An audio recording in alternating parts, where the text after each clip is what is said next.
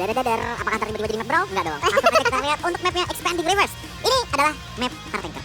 Menurutku para tanker. Iya, itu biasanya keluar tank jungle di map kali ini. Tapi bukan berarti dilarang untuk assassin turun ya. Nah ya, assassin seperti Yushin Shin bakal menarik banget ya. Karena nanti dari area fighter god lane-nya itulah yang bakal sangat diunggulkan, rotasi cepat. Dan mungkin di 2 menit pertama yang biasa kalau kita lihat turtle tuh god laner belum ikutan join ke team fight, dengan adanya Expanding River, ini udah gak jadi masalah. Mereka bisa langsung menuju ke bagian pertempuran dengan waktu yang lumayan singkat juga. Dan sekarang kita melihat Onyx akan ada di first pick dan juga first ban. Dan sejauh ini untuk pilihan-pilihan banningnya masih ke arah prioritas meta dulu ya. Ada Lancelot, Chuzin, Kalea dan juga Cici ternyata yang juga masuk ke dalam pilihan prioritas. Cici, Kalea, Chuzin sama Lancelot ya. Berarti untuk hero-hero roamer yang lumayan bagus, bukan lumayan lagi tapi bagus banget.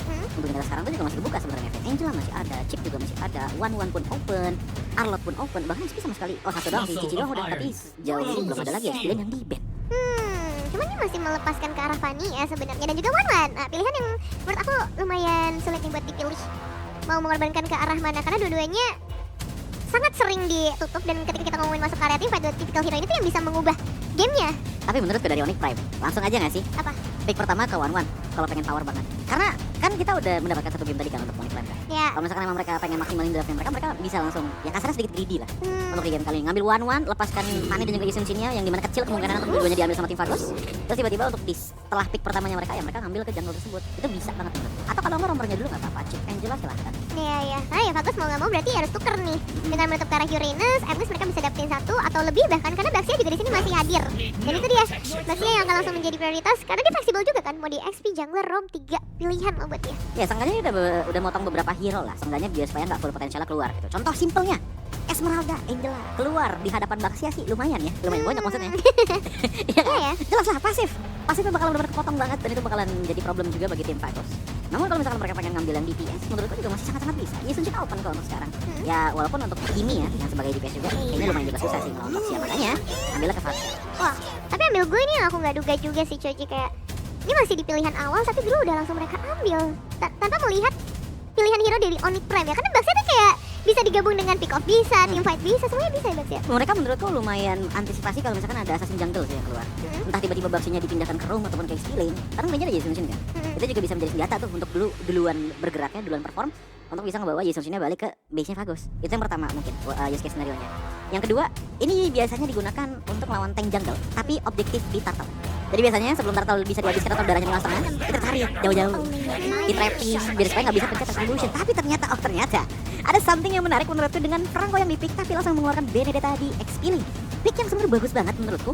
Dengan Benedetta dan juga Baxia dan Franco, berarti emang mereka pengen coba untuk bikin bagian depan tuh tebal banget. Jadi untuk di XP-nya diisi damage, dan mungkin goal-nya juga bisa jadi hyper carry. Bruno misalkan. Menarik sih. Atau kalau nggak Obsidia mungkin untuk jamin late game juga. Ya kan open sekarang. Iya ya, Obsidia ini masih terbuka dan sebenarnya masih sangat tricky ya. Kalau kita ngomongin Obsidia, hero yang baru juga. Early-nya yang tricky banget. Early-nya tricky, untuk escape juga aku bisa bilang dia lumayan terbatas sih.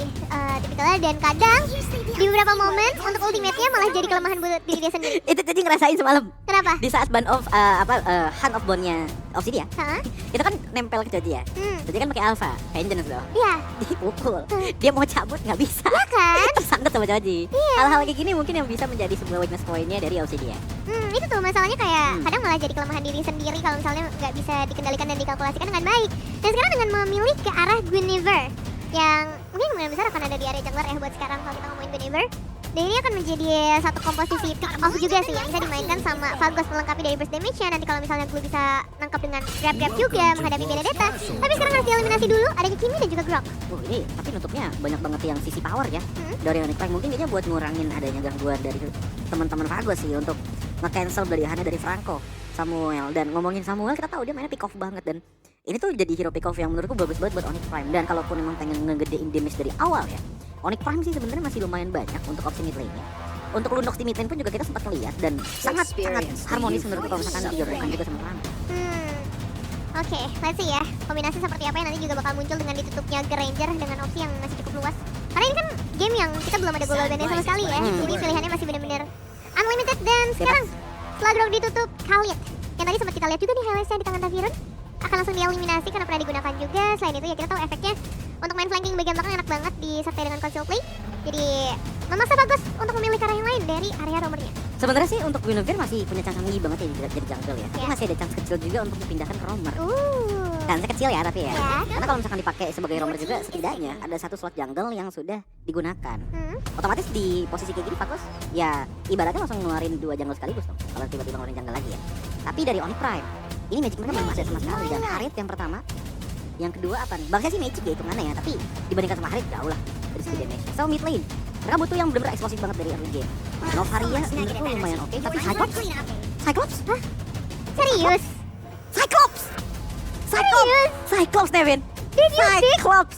Aku inget banget untuk voice over banyaknya hero di Mobile Legends ini Cyclops yang keluar, Nevin. Wih. Ya sebenarnya nggak salah sih, mereka butuh damage yang gede banget untuk ada follow up dengan Franco-nya gitu. Tapi jadinya hitungannya menurutku jadi DPS.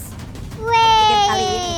Iya, sebenarnya untuk DPS kan tadi ada Kimi kan, damage per second kan, udah ditutup nih. Oke, mungkin nextnya Yves, tapi susah kayaknya kalau misalkan adunya sama Guinevere dan juga Glue. Ya pilihan mereka ambilnya DPS yang mainnya kayak assassin selap-selip. Oh my god, lucu banget sih. Planetary attack, maju dikit mundur, planetary attack, maju dikit mundur, Nevin. Oke, menarik dengan adanya debut pick dari Cyclops yang dikeluarkan oleh teman-teman dari Onyx Prime melawan tim Fagos. Kita akan melihat bagaimana. Tapi ya sisanya kalau nggak 3-1 ya 3-0. Ultra.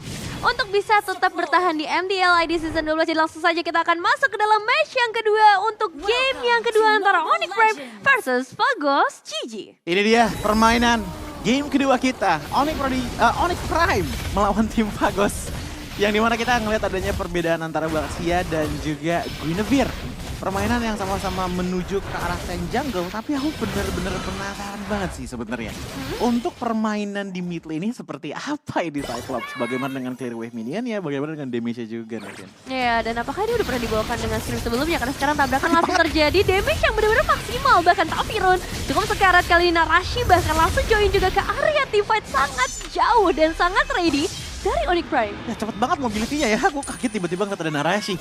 Ngikut ke arah perebutan dari Little Wanderer. Dan untuk pergerakannya sih sebenarnya Onyx Prime jelas ya, mereka masih pengen coba bermain agresif, tapi di satu sisi juga harus bisa cari momen-momen aman ya gitu. Dan untuk item pertama yang diambil sama Benedetta ini langsung menuju ke arah dari Jäger ya. Dia mungkin bisa aja bikin ke arah dari Blade of Fantasy duluan.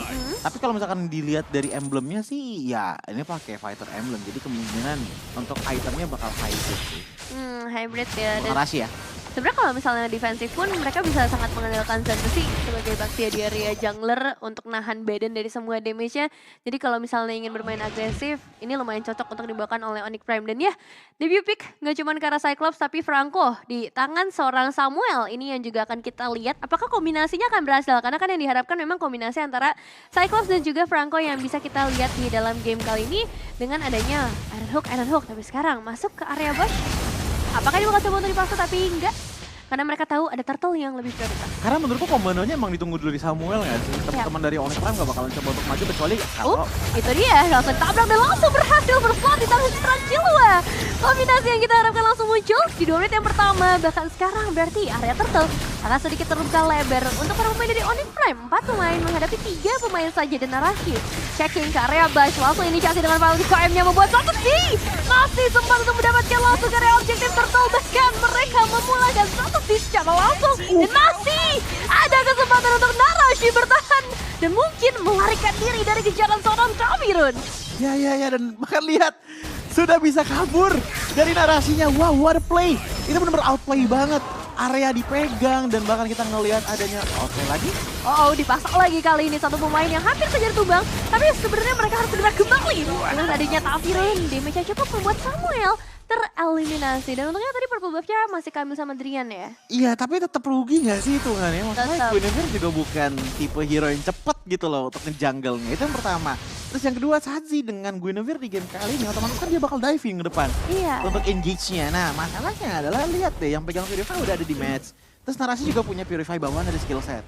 Ini menurutku bakal lumayan berbahaya nih bagi tim Fagos kalau misalkan mainnya langsung tim fight 5 lawan 5. Ya, ini sedap juga ya. Ini tarikan-tarikan dari Samuel. Meskipun tadi nggak dapetin ke arah orang, tapi satu creep di area bottom lane akan cukup membuat gangguan dan pressure lebih terasa lagi buat ke arah tim Fagos. Ya, ditambah dengan adanya pressure yang lumayan besar dari Narashi sih sebenarnya. Untuk bagaimana dia bisa masuk, bagaimana dia coba in and out-nya, itu tuh banyak banget di spot yang tidak di-expect. Kayak teman-teman dari tim Fagos. Ini ngebuat mereka tuh ya dengan hero-hero mereka yang initiate ke depan semua ya. Loncatan lapu-lapu, loncatannya Guinevere, loncatannya Glue. Itu tuh jadi seakan-akan blind spot, Nevin. Iya Untuk ya. di arah belakang dan bahaya loh untuk dilihat. Tapi maksudnya dari Onyx Prime juga mereka benar-benar langsung tabrak dengan 4 pemain dan sekarang tarikannya masih bisa dihindari memang dengan grab-grab yang akan dibawa langsung pulang. dibawa pulang, dibuka seorang Taufik Moon. Tapi untungnya masih ada kesempatan untuk melarikan diri. Narashi juga tidak akan melanjutkan terlebih dahulu. Dan dengan adanya Evasive Lovebird yang di tangan dari Narashi, menurutku ini benar-benar jadi true fighter banget sih untuk di game kali ini. Dia coba untuk nge-clear wave minion, dia coba untuk teamfight besar-besaran, dia bakalan capable untuk bisa ngasih damage jangka panjangnya. Ditambah sama mid lane yang nggak bawa Cyclops. Ini yang menurutku menarik banget. Jadi kalau misalkan di teamfight jangka panjang ya Onyx Prime tuh punya chance yang bagus banget menurutku. Dan belum ada yang bisa masuk ya ke arah Cyclops juga. Melainkan dengan satu tabrakan dari seorang Baxia Santosi harus tetap mendekat ke area Turtle. Tapi masalahnya dia ditumbangkan ngebuat tidak ada retribution lagi untuk Onyx Prime. Dan Trian yang memang berhasil di take down membuat dari kedua belah tim harus lebih sabar lagi. Dan satu target ke bagian belakang zaman Force-nya Kodai Santosi dalam ancaman dan berhasil diledakkan dengan satu hit terakhir. 2 pemain saja yang tersisa. Ya itu loh yang aku bilang dengan adanya teamfight jangka panjang gitu ya. Diawali dengan Zantezi yang tumbang di dekat Turtle tadinya. Tumbangnya di dekat Turtle. Sebenarnya udah bagus untuk tim Fagos GG gitu. Tapi masih bisa dilanjutkan lagi dengan adanya Star Lockdown yang dimiliki oleh Killua. Diikuti lagi dengan Zaman Force, diikuti lagi dengan Narashi yang fokusnya ke Drian sendirian tadi. Sebenarnya mau di cover sih sama Han. Tapi begitu Han melakukan reverse fighter ya, dia langsung ngebuka an eye for an eye-nya. Jadi Han yang nggak bisa ngapa-ngapain, Driannya kena free hit, Mevin. Iya, posisi Drian gak enak banget ya. Karena banyak banget sebenarnya yang bisa menusuk ke bagian belakang. Berbaliknya dari tim Fagos, ini mereka sangat kesulitan buat ngedapetin Harit bahkan Cyclops. Dan fun fact-nya, Hero Cyclops kembali debut pertama kali di MDL ID Season 12 setelah terakhir kali di pick di MDL ID Season 10 oleh Raja Phoenix. Iya. Berarti udah hampir setahun yang lalu ya? Udah lama ya? Udah 1 tahun yang lalu akhirnya kembali lagi Cyclops datang dan yang aku kaget adalah untuk damage early-nya ternyata sebesar itu ya. Apalagi dengan setelah mengeluarkan Star Power Lockdown, terus dia pakai Temporal Rain untuk di game kali ini ngebuat dia tuh jadi nge-spam banget. Iya. Nge-spam skill aja. Damage-nya sih sebenarnya nggak masif, tapi durasi di mana dia bisa ngebuka skill-nya itu yang menurutku cukup mengejutkan. Ternyata se-efficient itu untuk Cyclops di mid lane. Iya, iya. Dan ya itu, sekali lagi masalahnya adalah nggak ada yang bisa menjangkau ke bagian belakang dari tim Fagosnya. Mereka sangat kesulitan. Kecuali mungkin nanti dari retailnya udah ready, bisa main flanking, bisa melapu-lapu. Tapi sekarang yang jelas mereka akan memaksa satu buah auto di area tengah. Terlalu dalam sepertinya. Dan sekarang tabrakan balik dari Santosi. Mencoba untuk menargetkan bagian depan terlebih dahulu. Glue yang kali tertangkap. Feather Ice Strike mencoba untuk memberikan pembalasan tapi gagal. Tapi Run harus ikut tumbang. Ya, dan kita ngeliat adaptasi dari tim Onyx ya. Mereka tuh udah mulai menyadari bahwa kita cukup dengan nge-mirror aja nih rotasi dari tim Fagos GG. Karena dengan posisi gold lead di angka 3000 gitu loh. Apapun yang mereka lakukan, kalau misalkan kita mirror, kita bisa cover setup. Selalu kayak gitu. Kayak tadi contohnya, yang mulai inisiasi duluan kan itu dari lapu-lapu dong. Betul. Masuk ke dalam mid lane outer turret, dia loncat dengan reverse fighter-nya ke dalam, ternyata nggak pulang. Otomatis teman-teman dari tim Fagos GG ikut dan pada akhirnya mereka justru hilang 3 orang kan tadi. Iya. Dan dari item pun kita ngeliat, ini itemnya emang bener-bener skill spam banget dari Killua. Pakainya Magic Shoes, ditambah lagi dengan Enchant Talisman. Dengan Enchanted Talisman seperti ini ngebuat otomatis udah ada cooldown 30% lagi. Belum ditambah sama Temporal Rain, kalau misalkan dia ngebuka Star Power. Ya, dan ini bakal langsung hilang dalam sekejap aja ya buat objektif Turtle. Dan ngebuat dari tim Fagos GG juga belum ada pertukaran yang bisa mereka pegang. 3 outer turret. Masih dalam kondisi yang sehat walafiat nih untuk Onyx Prime. Iya ya, nggak ada yang kesulitan sama sekali dan bahkan lihat defensifnya sih sebenarnya masih oke banget untuk tim Fagos GG. Tapi ya, kita lihat aja untuk inisiasi. Ya, karena Taviron juga udah mulai beraksi kali ini dengan grab-grabnya mencoba untuk membawa Santosi ke bagian belakang. Tapi Iron Hook yang connect di arah yang berbeda, follow up damage sakit banget. Killua berhasil langsung nge-secure karena jungler. Ya, dan ini dia adalah cerminan dari yang tadi aku bilang.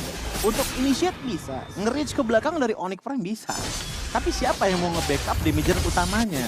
Parsha dan juga Irithel itu nggak kepegang sama sekali dari tadi. Dia benar-benar dibiarkan bebas sendirian. Dimana Satsuji pun menurutku ya sebagai jungle, risky sekali menggunakan Guinevere di saat adanya Franco seperti ini. Kan maksudnya Beda. ini satu hal yang bagus. Ini debut pick sama kan mau lebih jauh lagi mereka masih berbeda data. Nah, kalau aku ngeliat justru malah Cyclops ini jadi estafet damage, Nevin. Early-nya biarkan saja untuk damage-nya dikeluarkan sama Cyclops. Oke. Di saat adanya Franco yang narik. Late game ya biarkan Harit lah yang berjalan. Iya, ya. Karena tadi kita udah ngeliat kan gimana tadi sebelum first blood damage-nya dari Harit itu udah hampir makan habis. Kalau nggak salah tadi Tafirun ya kan? Iya. Hampir banget tadi. Tapi masalahnya berarti ini prematur juga ya untuk bermain dari Haritnya karena sekarang tabrakan langsung terjadi lagi. Tapi Rune yang kali ini akan menjadi garda terdepan. Dan selalu ya dengan 2 kali ter-takedown untuk seorang Tafirun ngebuat dari tim Fagus GG agak kebingungan nih siapa lagi nih yang harus jaga badan. Karena kalau ngorbanin satu Z yang udah 3 kali ke takedown juga kayaknya mereka belum bisa ngedapetin pertukaran yang adil gitu. Mau nggak mau menurutku untuk powernya tim Fagus GG ini lumayan ada heavily dependent sama di retail. Karena kan kalau kita notice dari patternnya Onyx Prime ya, Onyx Prime tuh nggak pernah pisah team fight. Mereka tuh nggak bener-bener pisah team fight, 5 orang tuh pasti ada di tim fight tersebut walaupun arahnya berbeda-beda. Iya. Tapi bukan yang pisah laning gitu loh Nevin. Iya. Nah otomatis tipe hero kayak Iritel, Wah, ntar dulu nih. ini dapat nih sepertinya dengan satu buah momentum. Apalagi udah nggak ada Purify dan seorang Drian. Jadi kalau misalnya ada pemaksaan bisa banget dilakukan oleh para pemain dari Onyx. Oh. Ada berhasil saja dapetin satu pemain di bagian depan. Han yang kali ini harus langsung terlepas untuk keempat kalinya. Ya tapi itu dia yang tadi Joji katakan. Mainnya pasti berlima, pasti Iya. mainnya nempel terus. Dan hero tipe Iritel yang kayak gini yang bakal ngebantu banget untuk menghajar kembali hero-hero kelas beta dari Onyx Prime sebenarnya. Ini ganggu banget sih damage dari seorang Cyclops-nya. Serasa ngelihat Selena, tapi versi lebih spamming ya. Dengan lemparan-lemparannya dia dan Ini Selena otomatis, Nevin. itu dia yang jadi masalah. Apalagi Lordnya juga udah berjalan dari area top lane, sementara di area mid lane-nya akan langsung di-clear dengan adanya Feather Extract. Ini 10 banding 2 loh, dan kita bisa ngeliat bahwa untuk kill participation kill 2 tuh di 8 total karyanya udah tuh ya. Ini bener-bener banyak banget sebenarnya, tapi Lord nggak kena cold defense. Akan langsung memaksa ke bagian dalam. Zantusi yang udah langsung jaga badan di bagian depan juga siap menampung berapapun damage yang akan mencoba untuk masuk. Apalagi Tafirun mencoba untuk mengambil dari arah yang berbeda, tapi sepertinya tidak memberi impact banyak dengan damage dari Narasha yang kembali lagi muncul. Tafirun terjebak, tidak ada jalan pulang, membuat 2 pemain saja yang tersisa. Dan jadi masalah adalah wave ini yang masih berjalan. Efek stunnya cukup lama. Datang Sarah Drian dengan satu Feather Extract terakhir. Apakah ini akan menjadi akhir buat tim Fagus GG juga? Karena mau lihat dari Onyx Prime, 5 pemain mereka sudah mulai masuk ke area BC. Tarik ada berhasil connect satu situ bang. Dan bahkan wipe out. 11 menit saja waktu yang dibutuhkan oleh Onyx Prime. Dengan skor 2-0. Cyclops debut yang ternyata gak cuman melockdown hero-hero dari tim Fagus, tapi melockdown juga game kedua dari tim Fagus. Onyx Prime 2